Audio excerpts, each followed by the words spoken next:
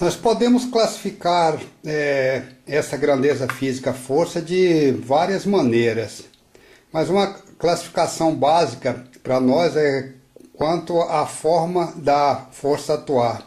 Existe um tipo de força que é chamada de força de contato, e essa força de contato, um corpo A exerce uma força sobre um outro corpo B por meio de contato físico direto. Atua na superfície dos corpos ou dos objetos, ou seja, para que a força de contato possa atuar, é necessário que exista um contato físico direto entre dois corpos.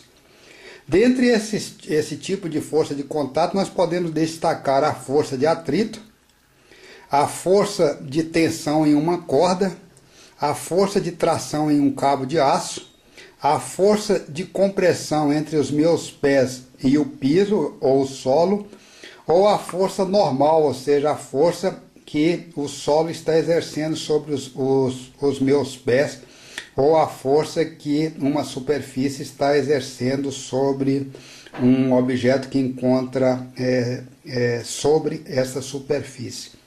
Ela é chamada de força normal. Então, o importante da força de contato é que para que ela se manifeste é necessário que tenha um contato físico direto. E dentre exemplos de força de contato, nós destacamos essas aqui e vamos falar mais sobre elas no futuro. Existe uma outra categoria de força que é chamada força de corpo. A força de corpo, ela atua à distância e não é necessário o contato físico direto. Pode até ter o contato físico, mas não é exigido que ele exista para que esse tipo de força se manifeste. A força de corpo atua no volume ou na massa do próprio objeto, ou seja, em cada elemento, em cada pedacinho de volume, em cada pedacinho de massa do corpo ou do objeto. Dentre essas forças de corpo, nós destacamos a força gravitacional e a força magnética. A força gravitacional atua à distância, não é necessário ter contato físico direto entre a Terra e a Lua, por exemplo, para que ela atue. E a força magnética também não necessita ter contato físico. Você pode pegar um imã de um alto-falante, e aproximar um prego ou uma tachinha nesse ímã, e você vai ver que essa força atua à distância. Nós já apresentamos numa aula anterior um exemplo desse tipo de atuação de força magnética.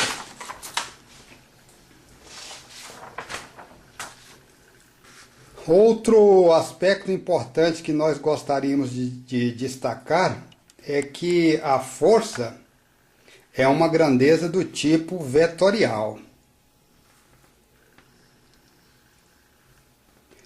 Ela sendo uma grandeza do tipo vetorial, ela precisa, então, para ficar totalmente definida, dizer qual é a sua direção, qual é o seu sentido e qual é a sua intensidade.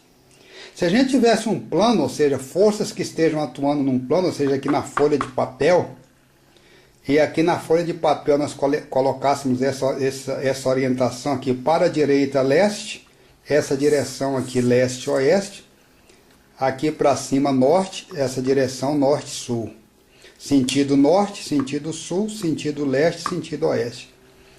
5, 10, 15, leste é positivo, menos 5, menos 10, menos 15, oeste é negativo. 5, 10, 15, norte é positivo, menos 5, menos 10, menos 15, sul é negativo.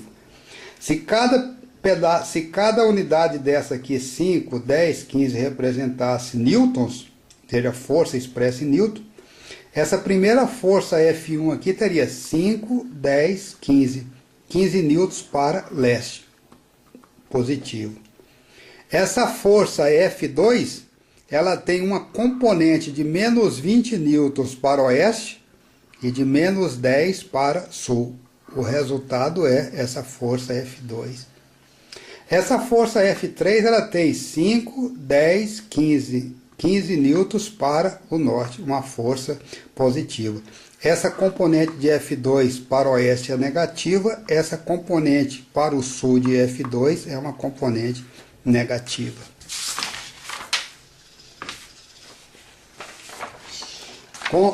Como já comentamos no passado, sempre que formos falar de vetor, nós podemos falar de soma ou subtração de vetor. Se nós tivéssemos F1, F2, F3, todas elas atuando nesse plano, a força líquida, ou seja, a força resultante, o resultado da soma de F1 com F2 com F3 seria essa força que está aqui, essa força chamada força líquida ou força resultante, o resultado da soma de F1 mais F2 mais F3. F1 aponta apenas para leste, F3 aponta apenas para o norte e F2 tem parte dele apontando para leste e parte apontando para o norte. O resultado da força resultante é uma parte que aponta para o leste e uma parte que aponta para o norte.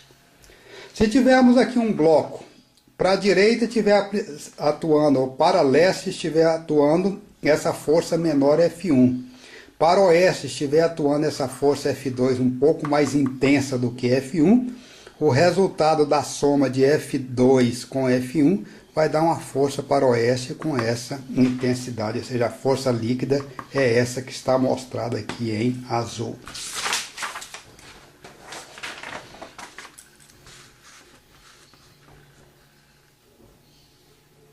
Mais um exemplo do caráter vetorial da força. Se a gente tivesse aqui um rio, estão mostrando aqui as bordas do rio, o barranco. Se tivermos um barco, sobre esse barco estiver atuando por meio de uma corda, uma força F1 de 500 newtons, formando 45 graus com a linha de simetria do rio. Se ao longo dessa corda, essa que está aqui, estiver atuando uma força também de 500 newtons, segundo essa direção. Ou seja, a F1 formando um ângulo de 45 graus e a F2 formando também um ângulo de 45 graus com a linha de simetria, a linha de centro do rio. Bem, essa força F1, ela tem uma componente F1 sendo de 45, que a gente poderia chamar para norte, e essa força F2, ela tem uma componente F2 seno de 45, que a gente poderia dizer se essa aqui é para norte, essa aqui é para sul. Como F1 tem uma intensidade de 500 newtons e F2 tem a mesma intensidade, essa força para norte vai cancelar com essa força para o sul. Agora vamos olhar o que acontece para leste. Essa força F1 vai ter essa componente F1 cosseno de 45 para leste.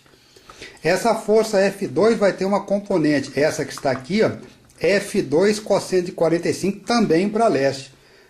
Moral da história, essa cancela com essa e o barco vai ser arrastado para a direita com a força de 2F cosseno de 45. O que é que nós estamos chamando de F aqui? F1. A intensidade de F1, 500 newtons, é igual à intensidade de F2, 500 newtons, que é igual a F, 500 newtons. Estamos chamando de F. Então, a força resultante vai apontar apenas para leste, com o valor de 2 vezes 500 newtons, vezes cosseno de 45 graus. Isso é para poder fazer uma demonstração do caráter vetorial da grandeza física força.